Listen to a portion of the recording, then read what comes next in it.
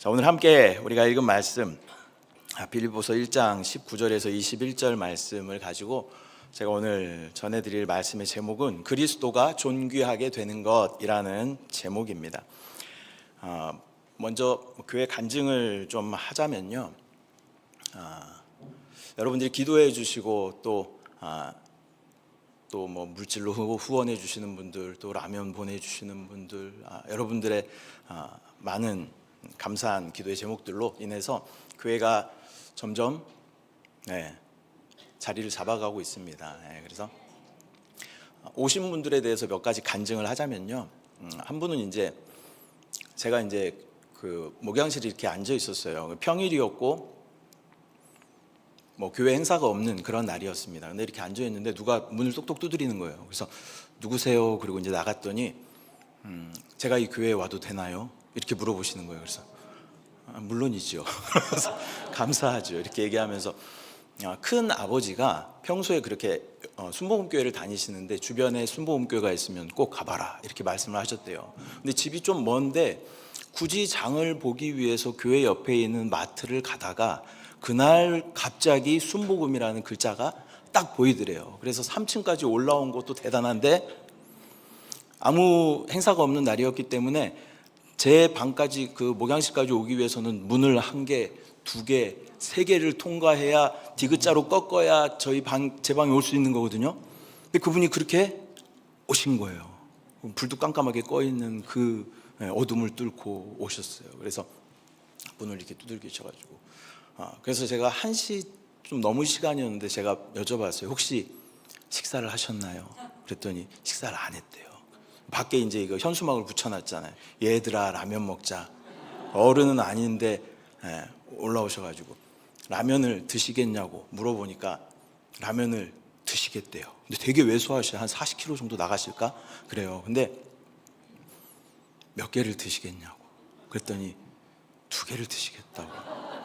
뭘 끓여드릴까요? 그랬더니 짜파구리를 끓여달라고. 그래서 짜파구리를 진짜 온 마음과 정성을 다하여서 진짜 성령을 담아서 짜파구리를 끓여서 드렸습니다. 너무 맛있게 드시는 거예요. 세상 이렇게 맛있는 짜파구리를 처음 먹어봤다면서 드시는 거예요. 그리고 나서 그렇게 이제 헤어졌습니다. 근데 그 다음날 이분이 또 왔어요. 자기가 직접 만든 단팥빵 2개를 가지고 오셨어요. 그래서 또 그때는 3시가 넘은 시간이었는데 라면을 드시겠습니까? 그랬더니 아니요 괜찮습니다. 그랬고 한 30분 있다가 라면을 드시겠습니까? 그랬더니 네, 그리고 또 드신다는 거예요. 그래서 또 라면을 제가 짜파게티를 2개, 그분은 2개, 항상 2개 드셔요. 이렇게. 그러면서 이제 우리 교회에 정착하시게 되셨어요. 근데 1+1인 거죠. 엄마, 애기 엄마예요. 그래서 애기가 같이 이제 우리 교회에 나오게 되었어요. 그래서 한 가정이 이제 남편만 전도하는 것을 이제 기도하고 있습니다. 그리고 또 한 분은 집이 저희하고는 한 10km 정도 떨어져 있는 권선구 쪽에 계시는 그러한 분인데 그분이 하루는 전화가 왔어요. 그래서 한참 동안 이렇게 통화를 하다가 그 다음 날 만나게 됐죠.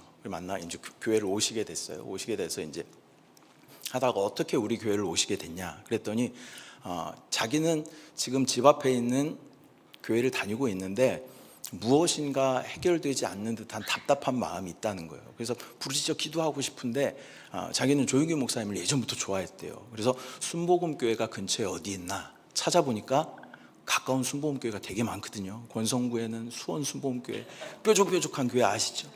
그 교회도 있는데 그 교회들을 다 뚫고 굳이 동탄까지 오셔가지고 어떻게 우리 교회를 오셨냐 그랬더니 이름이 마음에 들었대요. 영과 생명 뭔가 있는 것 같더래요. 그래서 우리 교회를 오시게 됐다. 그래서 열심히 이제 우리 교회 나오고 계십니다. 그리고 또 한 분은 이제 저희 주하랑 같이 돌봄센터 다니는 친구가 있어요. 근데 그 친구가 우리 교회에 오게 됐어요. 그리고 나서 그 엄마도 같이 이렇게 오시게 되고 또 어느 날 한 남성분이 오셨는데 당근에서 제가 처음에 이제 개척을 하고 나서 당근에다 글을 올렸거든요. 뭐라도 해야 될 거 아니에요. 그래서 당근에다가 혹시 뭐 중국에 관심 있는 분들, 중국어에 관심 있는 분들, 기타 치시고 싶은 분들, 기도를 뜨겁게 하시고 뭐라도 걸려라 그러고 다 이것저것 막 다 써놨어요. 그랬더니 그분이 오신 거예요. 근데 그분이 오셔가지고 하시는 말씀이, 제가 있던 수조우라는 그 지역 바로 옆에 우지앙이라는 지역이 있는데 그곳으로 내년에 파견돼서 나가신다는 거예요, 주재원으로. 그래서 소주라는 지역을 보고 중국어라는 그것을 보고 찾아왔다는 거예요. 뭐 중국어는 안 가르쳐 드렸죠, 물론. 네. 그런데 그리고 나서 오시고 나서 그 가정이 또 네 분이 이제 같이, 딸 둘하고 이렇게 같이 오시게 된 거죠. 그래서 이렇게 뭐 전도사님들도 저희 예배 드리시는 전도사님 두 분이나 계시고요. 네. 그냥 예배만 드리셔요. 사역은 안 하시고. 네. 그런 분도 계시고, 또 뭐 미국 선교사님도 오셔서 예배 드리시다가 이제 미국으로 다시 돌아가시기도 하셨고, 그렇게 몇 분들이 이렇게 오셔서 함께 예배를 드리고 있습니다. 그리고 매월 첫째 주에는 어머님이 다니시던 교회 목사님이 이제 은퇴를 하셨어요. 그래서 매월 첫째 주마다 오셔가지고 성찬 때 같이 참여해 주시고 또 교회를 위해서 기도해 주시고, 네 분이 이렇게 같이 오십니다. 그래서 교회가 어찌 이렇게 조금씩 부흥을 하면서 이렇게 가고 있습니다. 그래서 지난 여름에는 침례를 했어요. 침례. 그래서 무려 5분이 침례를 받으셨습니다. 네. 한세교회 침례를 할 때 같이 옆에 꼽사리 껴서 침례를 할까 하다가 너무 멀기도 하고 이분들이 또 집이 이제 왔다 갔다 이동 시간도 너무 많고 또 우리 교회에서 또 하는 것도 의미가 있겠다 해서 좁은 화장실을 막 억지로 막 벌려가지고 그 안에다가 풀장을 넣었습니다. 그래서 그 안에서 은혜롭게 또 침례식을 진행을 했습니다. 그리고 9월부터는 초등학생이 기본적으로 저희 집에 몇 있잖아요. 그리고 이 또 주아랑 같이 왔던 아까 걔하고 걔 친구 또 같이 있는 2학년 애들 또 있어요. 그래서 거기다가 또 배요한 성도님, 이름 얘기 안 했죠 제가. 그 남성분, 중국어에 관심이 많은 그 남성분 따님 둘하고 해서 교회 학교가 이렇게 꾸려졌습니다. 그래서 6명이 이제 교회 학교를 9월부터 시작을 합니다. 교회 학교가 점점 없어져가는 이 시기에 교회 학교를 시작할 수 있도록 은혜를 주신 또 하나님께 영광을 돌립니다. 여러분도 함께 기도해 주시고, 이 자녀들, 저희들은 이제 다음 세대에 세우는 그러한 비전을 또 이렇게 받고 사역을 진행해 나가고 있잖아요. 그래서 생각나실 때마다 이 자녀들이 믿음 안에서 잘 자라서, 하나님의 역사는 그렇잖아요. 이게 남은 자들을 통하여 하나님께서 역사하시잖아요. 대다수의 사람들이 아니라 남은 자들을 통해서 하나님께서 역사하시는 것처럼 이 자녀들, 비록 소수지만 하나님께서 그들을 잘 양육하셔서 하나님의 나라 위에 사용하실 줄 믿습니다.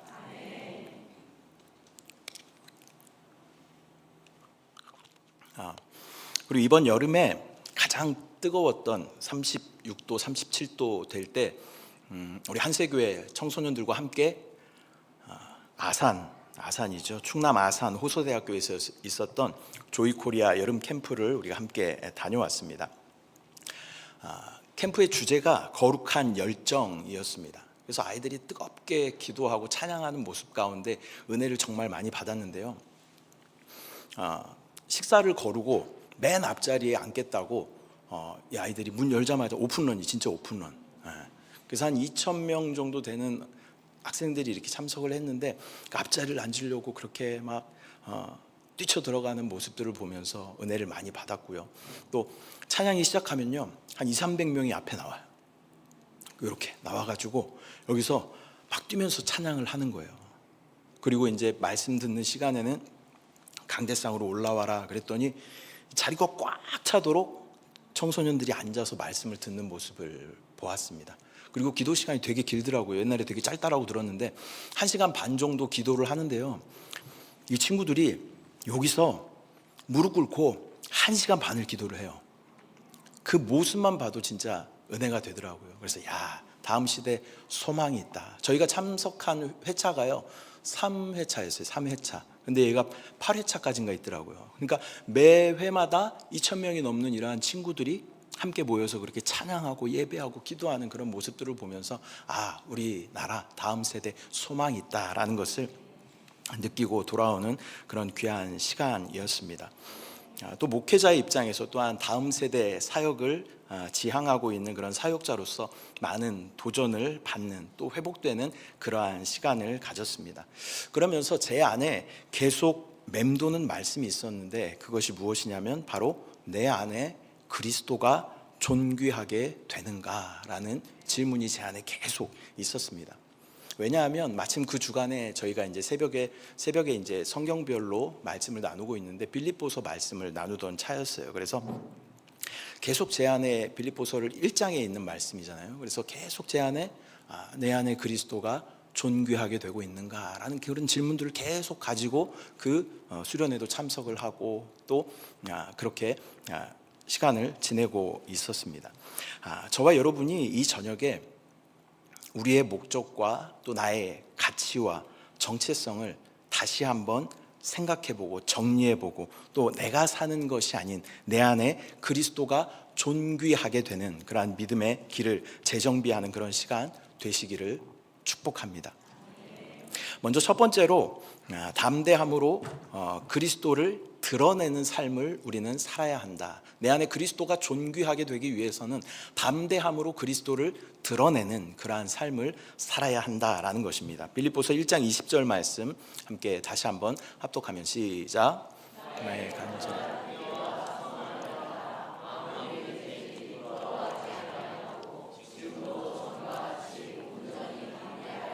살든지 죽든지 내 몸에서 그리스도가 존귀하게 되게 하려 하나니. 아멘. 바울은 아무 일에든지 부끄러워하지 아니하고 온전히 담대하여라고 말씀하고 있습니다. 사도 바울의 일생의 목표는 뭐였어요? 복음 전하는 것이 사도 바울의 목표였습니다. 또 빌립보서 1장 19절 말씀도 함께 합독하겠습니다. 시작. 이것이 너희의 간구와 예수 그리스도의 구원에 이르게 할 줄 아는 고로. 이 19절 말씀에서 이것이라고 하는 것은 바로 그리스도의 복음이 전해지는 것입니다. 이것을 어떻게 할 수 있냐면 18절 말씀도 함께 보겠습니다. 시작. 그러면 무엇이냐? 거칠애로 하나 참으로 하나 무슨 방도로 하든지 전파되는 것은 그리스도니 이로써 나는 기뻐하고 또한 기뻐하리라. 아멘. 18절 말씀을 보면 복음을 전하는 이들 중에는 이 순수한 마음으로 복음을 전하는 사람도 있는가 하면, 아니면 경쟁심이나 또 시기심으로 복음을 전하는 그런 사람들도 있었습니다. 바울의 투옥을 자신의 어떤 이름이 드러나는 그런 기회로 삼으려고 하는 그러한 사람들도 있었습니다. 또 반면에 순수한 마음으로 정말 복음을 위해서 그리스도를 전하는 그러한 이들도 있었다라는 것이죠. 바울은 이 두 부류를 구별하면서도 중요한 사실 하나를 정확하게 붙잡고 있습니다. 그것은 무엇이냐면 서로 동기는 다를 수 있죠. 순수한 동기를 가지고 복음을 전하는 사람, 아니면 바울이 지금 옥에 갇혀있는 이 상황을 내가 이용해서 내 이름이 높아지고자 하는 그러한 사람. 그러나 사도 바울은 이 복음이 전파되는 것 자체를 중요하게 여기는 그러한 사람이었습니다. 18절에서 바울은 중요한 결론을 내리죠. 동기가 어떻든 간에 그리스도가 전파된다면 나는 기뻐하겠다라는 것입니다. 사도 바울에게는 자기의 평판이나 또 감정보다 복음의 전파가 더 중요했습니다. 다른 사람이 자신을 시기하거나 또 오해하더라도 나는 복음이 전파되는 것으로 인하여서 기뻐하겠다라는 그러한 선언입니다. 자기는 지금 옥에 갇혀 있어서 아무것도 할 수 없는 그런 상황인데, 그 상황 가운데 자기를 반대하며 핍박했던 사람들이 그 상황을 이용해서 자기 이름이 지금 드러나려고 하는 그런 상황이에요. 그런데 사도 바울은 나를 핍박하든지 아니면 그냥 선한 마음을 가지고 복음을 전하든지 나는 복음이 전해지는 것 자체로 나는 기뻐하겠다라고 선언하고 있는 것입니다. 이것이 사도 바울의 위대한 그러한 마음이죠. 사도 바울은 단순히 괜찮다, 그럴 수도 있다라는 것이 아니라 기뻐하고 기뻐하겠다라고 사도 바울은 선언하고 있습니다. 복음이 전파되기만 한다면 자신의 고난과 비난과 손해는 기쁨의 이유가 될 뿐이다라는 그러한 믿음의 고백입니다. 저와 여러분도 마찬가지죠. 진정한 기쁨은 복음이 확장되는 데 있어야 하는 줄 믿습니다. 내 안에서 그리스도가 존귀하게 되기 위해서는 담대함으로 복음을 전하는 그러한 삶을 살아야 할 줄 믿습니다. 복음을 전하고 또한 영혼이 구원받는 것을 경험해 본 사람이라면 이 기쁨이 얼마나 큰지 아마 아실 거예요. 제 아내도 중국에 있을 때 같이 유치원에서 일했던 한 자매님을 계속 전도를 했어요. 몇 년 동안 전도를 했는데 저희가 한국 들어오고 나서 그리고 이분이 교회를 다니기 시작한 거예요. 그리고 한국에서 만났을 때 선생님 때문에 내가 이제 예수님 믿고 교회 다니고 정말 열심히 봉사를 하더라고요. 그래서 지금까지도 그거에 기뻐해요. 여러분 뭐 차 사면 얼마나 기뻐하시죠? 한 2달 기뻐하다 보면 이제 대출구 갚느라고 막 머리가 아프잖아요. 근데 이 기쁨은요 진짜 오래 가는 기쁨이에요. 영혼을 얻어보신 분들은 아마 공감하실 거예요.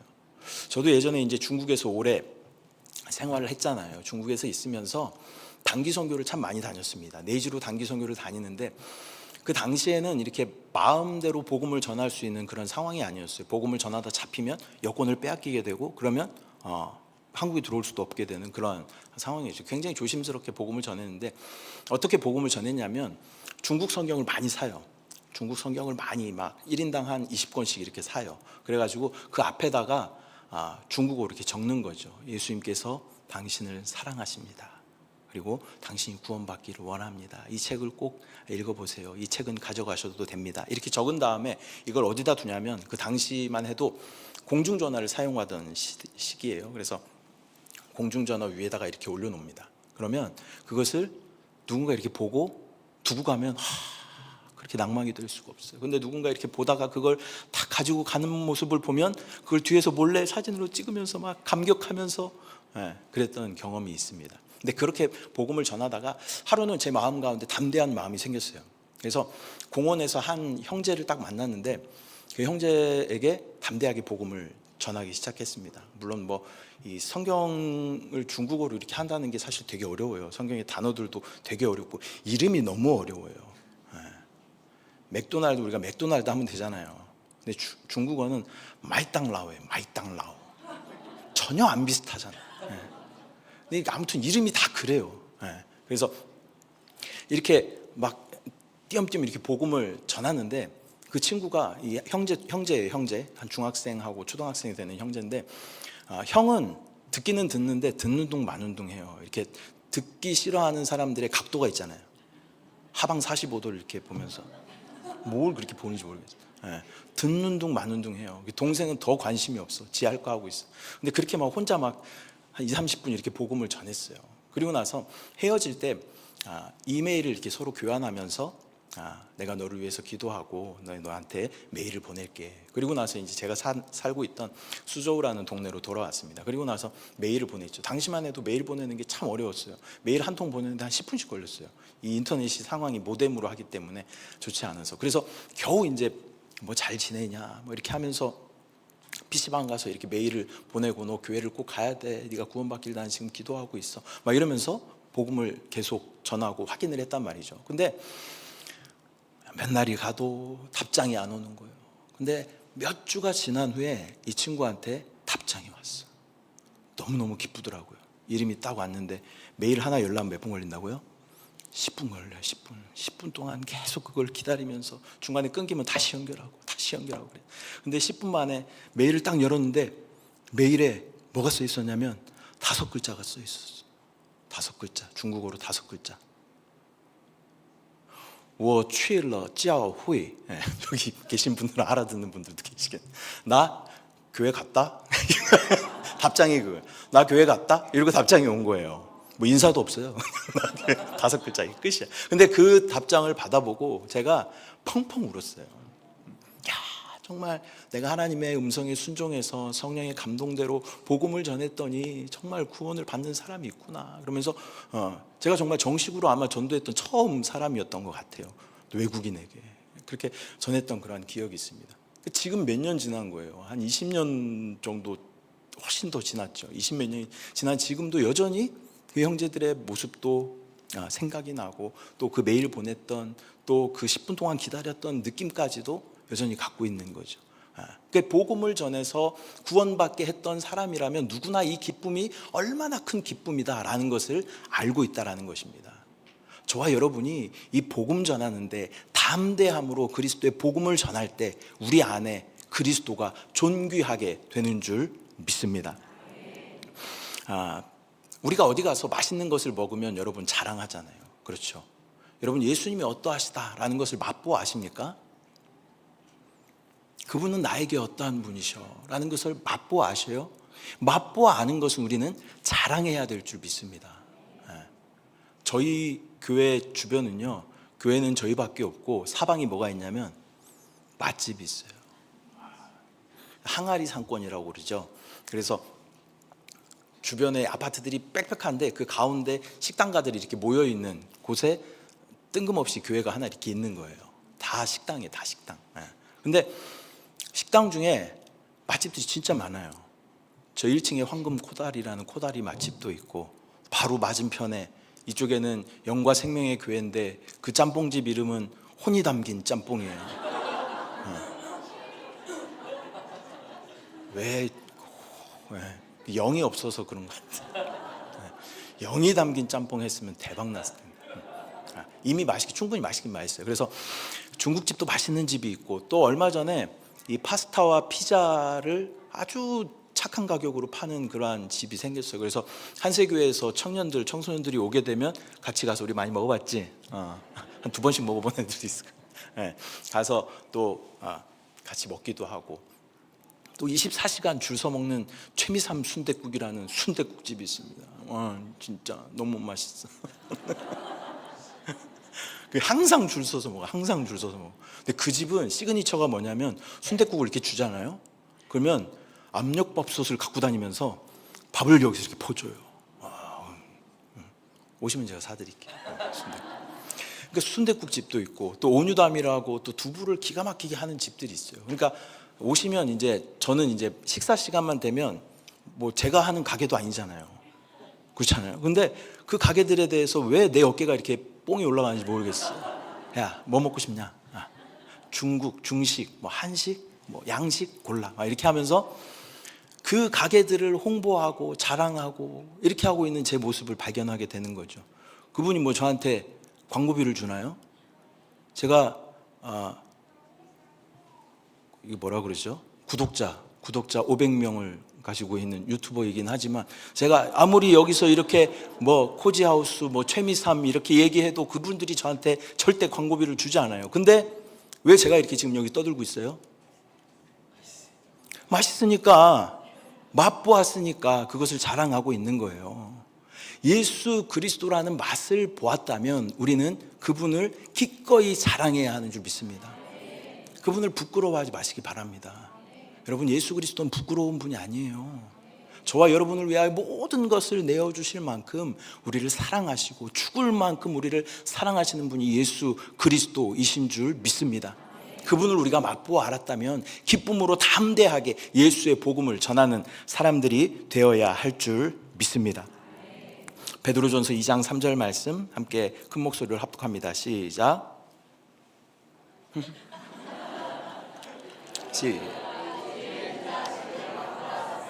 그리하라. 아멘. 우리가 맛본 그 복음의 맛을 기쁨으로 전하는 저와 여러분들 되시기를 축복합니다. 부끄러워하지 마세요. 우리가 세상에 살다 보면요, 뭐 식사기도 하는 것조차도 부끄러워할 때가 있죠. 사람들이 볼까봐 빛의 속도로 수건으로 얼굴 닦는 것처럼 좀 아멘 이렇게 예수님 부끄러우신 분 아니에요.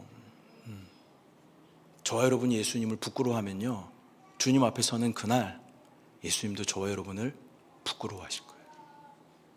꼭 기억하시기 바랍니다. 예수님 부끄러워하지 마십시오. 우리의 삶 가운데 담대하게 예수 그리스도의 복음을 전하는 저와 여러분들의 삶이 되시기를 축복합니다. 두 번째는 우리의 삶의 목적이 그리스도가 존귀하게 되는 것이어야 한다라는 것입니다. 빌립보서 1장 20절 말씀 함께 다시 한번 합독하겠습니다. 시작. 나의 간절한 기대와 소망을 따라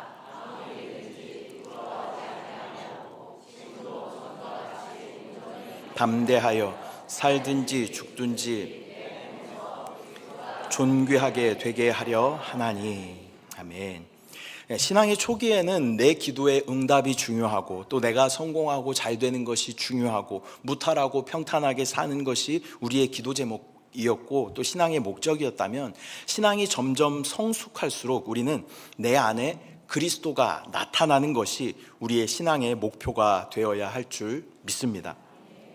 이 믿음의 거장인 사도 바울을 통하여 우리의 신앙의 목적을 다시 한번 돌아보고 재설정하는 그러한 시간이 우리 가운데 있기를 축복합니다. 물론 하루아침에 이렇게 사도 바울의 신앙을 우리가 따라가기는 쉽지 않겠죠. 그러나 우리의 목표와 목적은 정확하게 알아야 된다는 거예요. 내가 지금 어떠한 방향으로 나아가야 하는가, 어떠한 표대를 향해 내가 나아가야 하는가라는 것에 대해서는 우리는 정확하게 기억하고 그것을 삶 가운데 살아내야 하는 줄 믿습니다. 내 상태에 안주하거나 포기하여서는 안 되는 것입니다. 우리는 이 거룩한 표대를 향하여 달려가야 합니다. 위에서 부르신 그 부르심의 상을 위하여 우리가 달려갈 때 주님을 만나는 그날에 기쁨으로 우리는 주님을 만나게 되고 빛나는 면류관을 쓰게 될 줄 믿습니다. 근데 이 빌립보서를 기록하고 있는 사도 바울의 지금 상태가 어떤 상태인 줄 아세요? 빌립보서를 어디에서 기록했는 줄 아세요? 감옥에서 기록해요. 감옥에서. 그리고 옥중서신 이렇게 이야기하는 것이죠. 그런데 이 지금 바울의 상태는 비록 감옥에 갇혀 있는 그러한 상황입니다. 그런데 바울은 이런 상황에서도 자신의 삶의 최우선의 목적이 뭐였냐면 내 몸에서 그리스도가 존귀하게 되는 것이 이 바울의 삶의 목적이었다라는 것입니다. 그로 인해서 사도 바울은 불편하고 자유가 없는 그러한 상황에서도 밖에 있는 성도들을 향하여 뭐라고 얘기하냐면 기뻐하라, 내가 다시 말하노니 기뻐하라 라고 그렇게 담대하게 선포할 수 있었던 것입니다. 여러분, 그 당시에 감옥이라는 것은요, 지금 우리 나라에 이런 잘 만들어진 이런 감옥과는 좀 다른 개념이죠. 땅을 깊이 파요. 그리고 캄캄한, 또 습하고 어둡고 그러한 곳이 감옥이죠. 벌레들이 있을 수 있고 아무튼 굉장히 불쾌한 그러한 자리일 수 있죠. 그래서 보면은 사도 바울은 지금 육신적으로는 어때요? 굉장히 구속받고 지금 답답하고 갇혀 있고 매여 있는 그러한 상황이지만 영적인 상태는 어때요? 최고로 자유하며 기뻐하고 있는 사도 바울을 볼 수 있는 거예요. 근데 밖에 있는 사람들은 어때요? 육신적으로는 매여 있는 것이 없고 자유하나, 그러나 마음 영적으로는 아주 매여 있고 또 갇혀 있는 그러한 모습들을 보면서 영적으로 사도 바울이 그것을 보면서 기뻐하라, 내가 다시 말하노니 기뻐하라 라고 말할 수 있는 것입니다. 그가 육신적으로는 매여 있지만 그 누구보다도 자유하고 기뻐할 수 있었던 이유는 이러한 상황을 통해서 그리스도가 내 안에서 존귀하게 되는 것을 그는 알고 있었습니다. 그리고 주님 앞에 서는 그날을 볼 수 있었던 것입니다.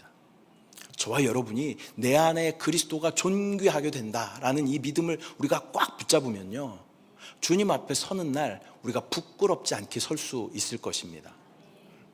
나의 삶이 나를 위한 삶이 아니라, 신앙의 초기에는 그렇죠. 내가 잘 돼야 되고, 내가 잘 먹고 잘 살아야 되고, 내가 기도 응답 받아야 되고, 내 자녀가 잘 돼야 되고, 내가 모든 거 하는 거 다 성공해야 되고, 그렇지만 신앙이 성숙하면 성숙할수록 내가 빠지게 되는 것이고 그리스도가 존귀하게 되는 그러한 신앙이 성숙한 신앙인 줄 믿습니다.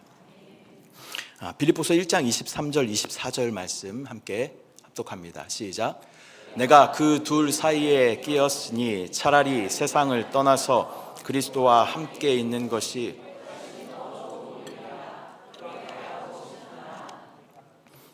24절. 내가 육신으로 있는 것이 너희를 위하여 더 유익하리라. 아멘.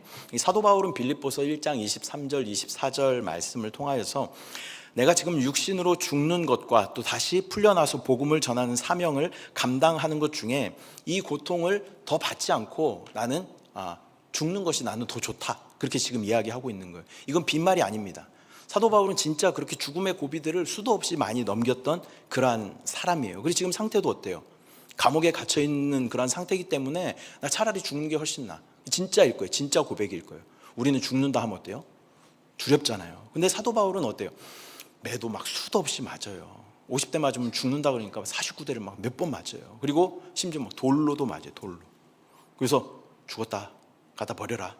갖다 버렸더니 어떻게 또 샥 살아나. 또 대단한 부활의 생명을 가진 우리 사도 바울입니다. 그리고 배가 막 몇 번씩 파손하고, 그리고 나서 섬에 도착했는데 또 막 뱀이 막 물어. 이제 이렇게 떨었더니 또 그냥 또 멀쩡해. 그랬더니 막 또 신이라고 막 이렇게 받들어. 그럼 막 수도 없이 많은 죽을 고비들을 넘기고 했던 사람이 사도 바울입니다. 그래서 어쩌면 진짜 난 딱 진짜 지금 이제 목숨 딱 끝나고 주님 곁에 딱 있으면 좋겠다, 이게 진짜 사도 바울의 고백이었을 거예요. 그러나 사도 바울의 초점은 뭐예요? 관심은 뭐예요? 유일한 관심은 복음 전하는 거예요. 그러나 내가 너희를 위하여는 살아서 사명을 감당하는 것이 더 유익이다라고 고백하고 있는 사도 바울의 모습을 보게 되는 것이죠.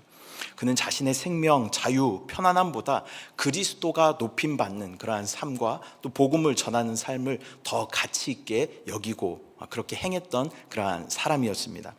오늘날 저와 여러분은 또 바쁜 일상 속에서 내가 무엇을 위해 살아가는지 우리가 잊기 쉽습니다. 또한 신앙생활하는 이유를 나의 목적을 이루는 것에 어떤 조력 정도로, 내가 지금 이것들 열심히 하는데 거기에 뭔가 좀 부족해, 그래서 하나님 여기 부족한 것 좀 어떻게 와서 좀 채워주세요, 이런 식으로 우리는 하나님을 차선, 또 나를 돕는 어떤 조력자, 뭐 알라딘의 뭐 램프, 뭐 이렇게 우리가 생각할 때가 참 많이 있다라는 것입니다. 그러나 바울처럼 우리가 하루하루의 삶 속에서 예수님이 존귀하게 되는 것을 우리의 최고의 목표로 우리가 삼는다면 우리의 삶은 단순한 생존을 넘어서서 영광스러운 사명으로 변화될 줄 믿습니다. 그러면 우리의 삶 가운데 고난이 있을지라도 주님의 도우심이 우리 가운데 함께 하는 것이죠. 이 우선순위가 바뀌지 않으면요, 우리는 여전히 초보적인 그러한 신앙에 머무르는 것이고 나의 인생은 나의 영광을 위하여 살고 있는 것입니다. 여러분의 삶은 내 안에 그리스도가 존귀하게 되는 것에 초점이, 목표가 맞춰져 있습니까? 아니면 여전히 나의 안위와 또 나의 목적과 나의 야망에 초점이 맞춰져 있습니까? 하나님은요, 하나님이셔요. 성경에 보면 만홀히 여김을 받지 않으신다라는 말씀이 있어요.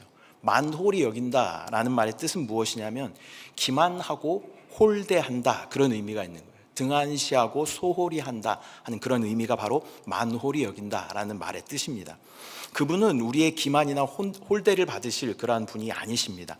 심지어 그분은 저와 여러분을 위하여 목숨을 주실 만큼 우리를 사랑하시는 분이시고, 또 죽음으로 가고 있는 저와 여러분에게 영원한 생명을 주셨고, 또 하나님의 나라를 우리 가운데 약속하여 주신 분이신 줄 믿습니다. 그분은 만유의 주인이시고 또 창조주이시며 온 땅의 주인이십니다. 내 안에 그러한 그리스도께서 존귀하게 된다면 저와 여러분이 세상적으로는 성공하지 못했을지라도 우리의 삶은 주님 앞에 최고의 상급으로 평가될 줄 믿습니다. 순간순간 계속 점검해 봐야 돼요. 내 안에 내가 존귀하게 되는가, 아니면 내 안에 그리스도가 존귀하게 되는가.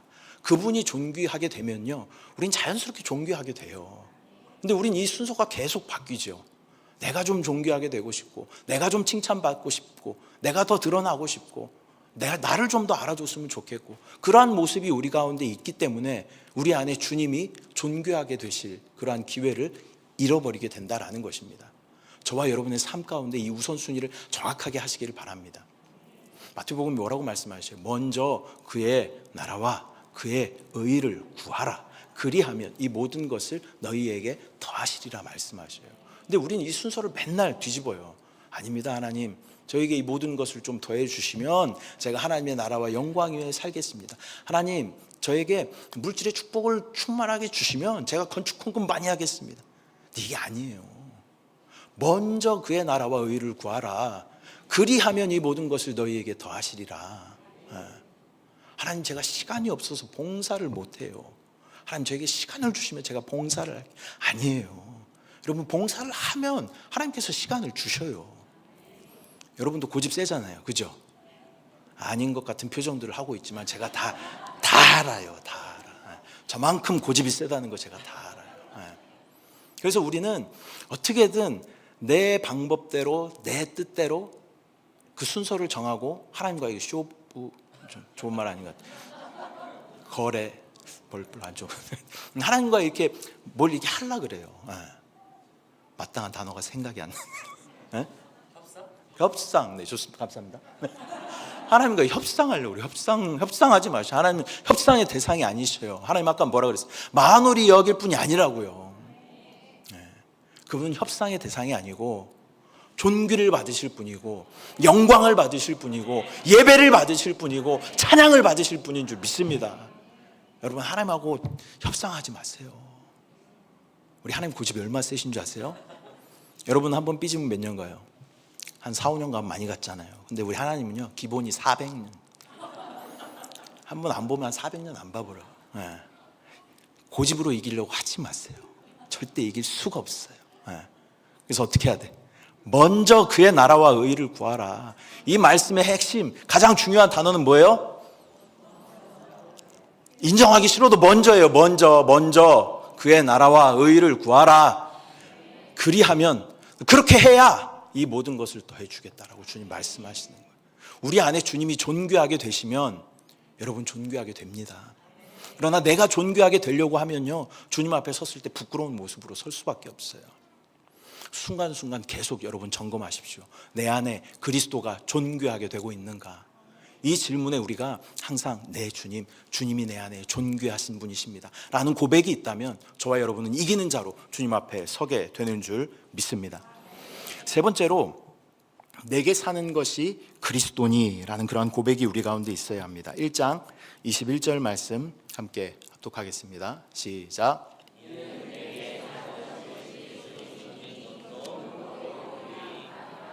아멘. 내게 사는 것이 그리스도다라는 고백이 우리 가운데 있어야 할 줄 믿습니다. 이 고백은 이제 내가 살지 않고 내 안에 그리스도가 사십니다라는 그러한 고백인 줄 믿습니다. 저와 여러분의 삶은 내가 많이 살고 있습니까? 아니면 내 안에 주님이 많이 사십니까?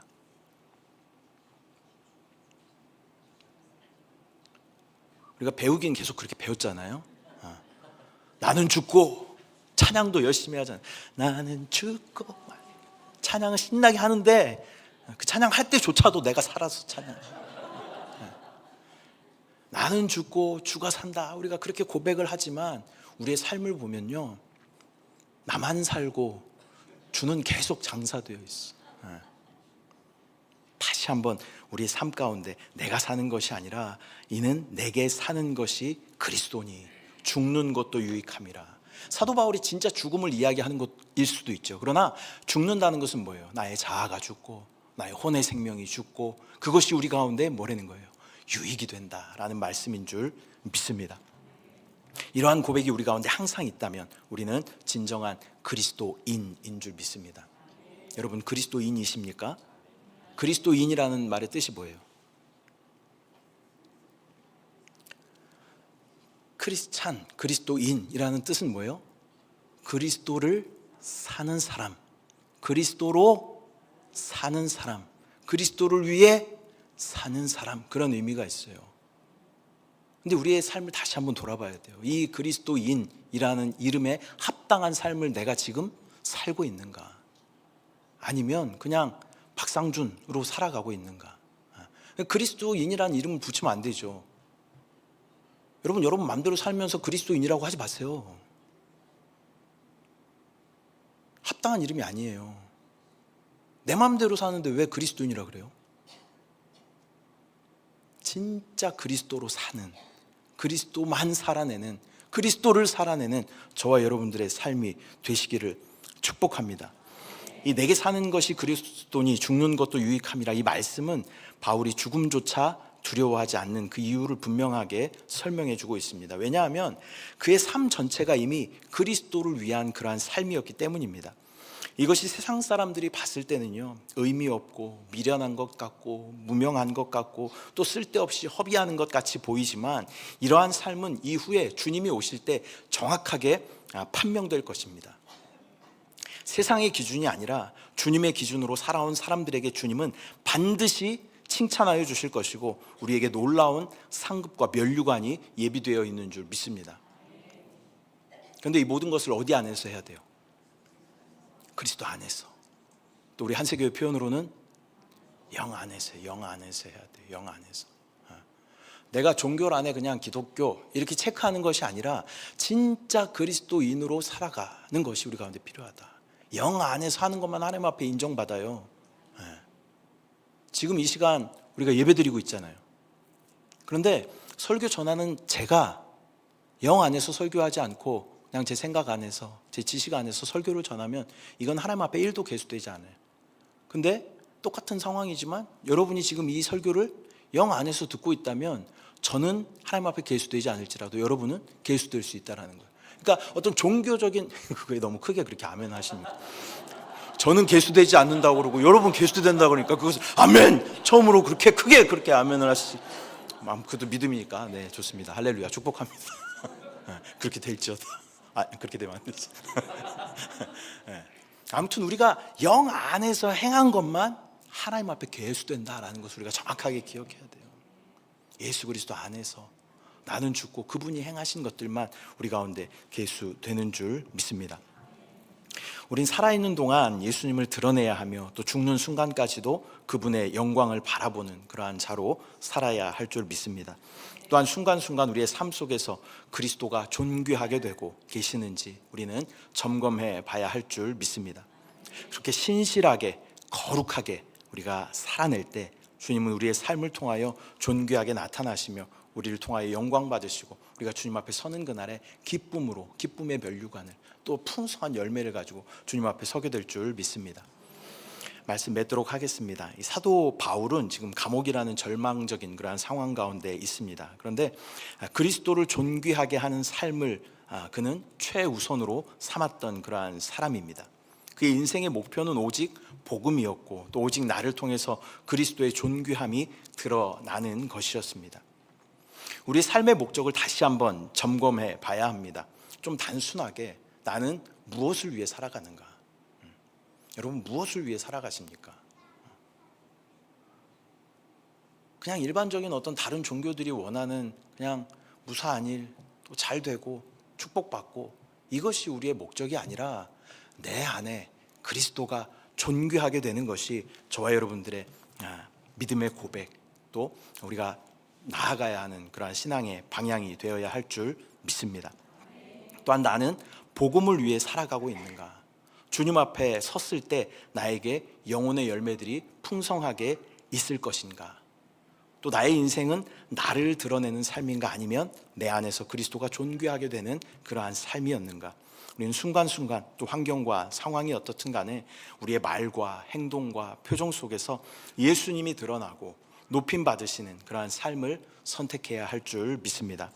기도와 말씀 또 성령님의 도우심으로 담대히 살아가며 또 공동체 안에서 서로 기도로 도울 때 저와 여러분의 인생을 통해서 그리스도가 존귀하게 되는 그러한 삶을 살아가게 될 줄 믿습니다.